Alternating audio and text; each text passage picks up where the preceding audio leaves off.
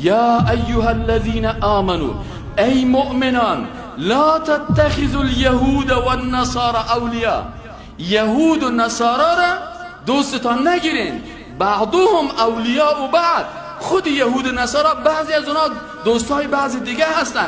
و من یتولهم منکم فانه منهم. فکر کنین قرآن چقدر صریح است، قرآن چقدر واضح است و چقدر آسان است.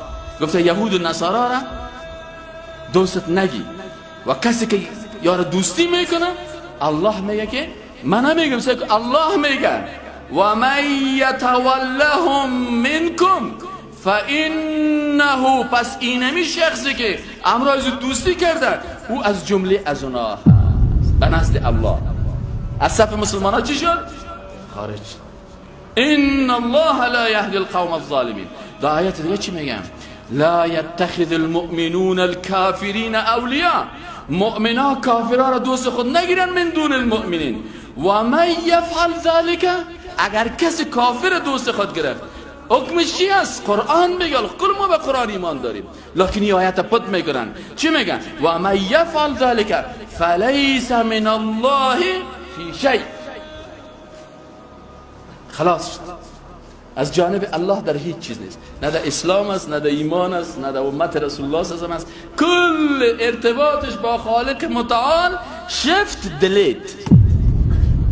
برو گم شو میگن حالا گرامکت و دیگه باز میخیزه صاحب اهل فلانی خان 7 دفعه حج رفته، بلند دفعه 50 دفعه حج بیری، هیچ حج نرو، هیچ حج نرو که تو کفار دوستی نکن. حتی آیت قرآن چی میگه؟ سعی که میگه یا ایها الذین آمنوا لا تتخذوا آباءکم و اخوانکم اولیاء ان استحبوا الكفر علی الایمان.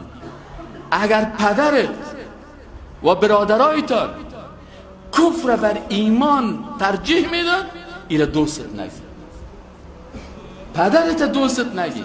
خلاص شد. ارتباط مسلمان با مسلمان به اساس ایمان است. وقتی که پدرت و برادرت کفر ترجیح میده نسبت به ایمان، میگه چی گو؟ یا ایها لا تتخذوا. سعی خوب آیات قرآن دقیق سرش فکر بکنیم. یا ایها الذین آمنوا لا تتخذوا آباءکم، نگیرین پدرایتان را، و اخوانکم و برادرایتان را اولیاء دوستانتان، این به شرطی که استحب الکفر، یا چی کنن؟ ترجیح بتن، خوش داشته باشن کفر علی الایمان. بگه نه کفر صاحب خوب است، بیدینی خوب است، روسا خوب هستن، امریکایا خوب است، قانون امریکا خوب است. تو دیوان هستی آمدی اسلام ما کم گرفتی؟